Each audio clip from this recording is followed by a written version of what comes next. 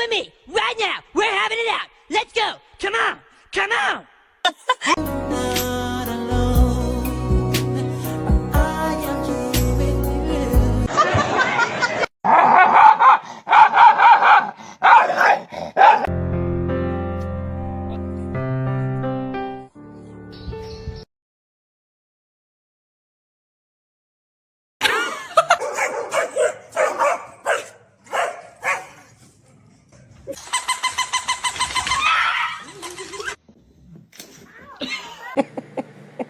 Years ago, and I was interviewed on